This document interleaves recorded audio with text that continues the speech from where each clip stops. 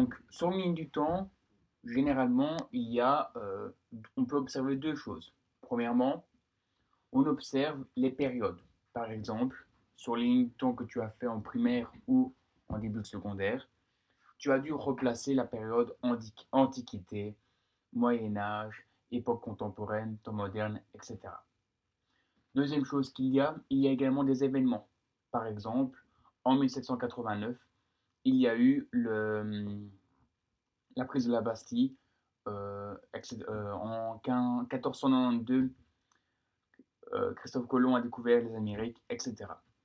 Tout ça, on peut le placer sur la ligne du temps. Alors, comment est-ce qu'on fait? Premièrement, pour placer un événement, on clique pour créer un événement, donc une date bien précise, on clique sur le logo ici. Je clique. Là, il y a deux propositions qui me sont proposées. Créer un événement classique ou créer un événement bande. Alors, c'est la même chose. Ce qui change est la mise en page. Du coup, privilégiez toujours l'événement classique. Je clique. Ici, comme vous voyez, il y a le logo propriété. Donc, je dois compléter en fait ce petit logo pour permettre de créer un événement. Première chose qu'on me demande, la date. Imaginons, donc je suis dans une période allant de 1800 à 2000. Un des événements clés est par exemple les hommes ont marché sur la Lune en 1969. Donc je clique je crée la date 1969. Ensuite, il y a en dessous entrer votre texte. Alors, ici, je peux noter ce que je veux. Le principal est vraiment d'être bref et précis. Donc, par exemple, les hommes marchent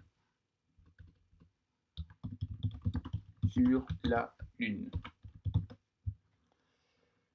Position de la tâche, en fait, c'est où est-ce qu'on le centre, est-ce qu'on le met à gauche ou est-ce qu'on le met à droite. Privilégiez toujours centré.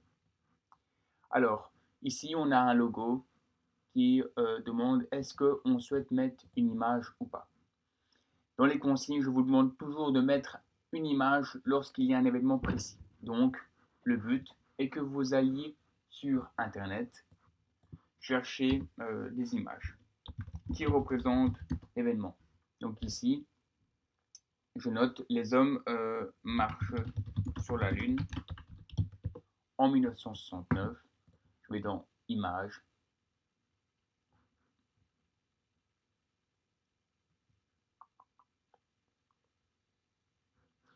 Voilà. Donc je prends une image, elle représente bien l'événement. J'enregistre l'image sous. Je la place où je veux. Enregistrer. Ensuite, je reviens sur la frise. Je clique sur le logo rechercher. Ajouter, pardon. Je vais dans le dossier où j'ai placé l'image. Je clique sur l'image. Je clique sur ouvrir. Et maintenant, l'événement est accompagné d'une image. Voilà, comme ceci. Alors, deuxième chose qu'il est possible de faire, comme je vous l'ai dit, par rapport aux périodes.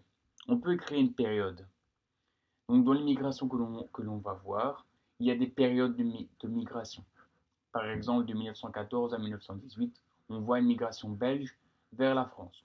Donc, je crée cet événement. Je crée, pardon, cette période. Pour ce faire, je clique ici, sur le logo, ici, pour créer la période. Là, alors, il y a deux propositions. Créer une période classique, créer une période en bande. Pour privilégier toujours créer une période classique. On me demande la date de début, donc par exemple 1914, la date de fin, 1918. Ensuite, comme pour l'événement, on demande de noter un texte, migration, Belgique, Belgique, France, tout simplement. Tout ce qui est ici n'est pas très important. Veillez toujours bien à afficher la date par contre. Je clique.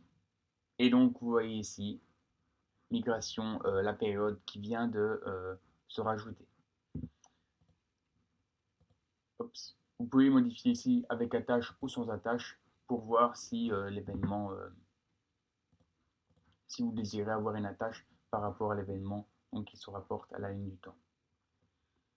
Donc voilà, ça c'était les explications pour créer un événement et une période.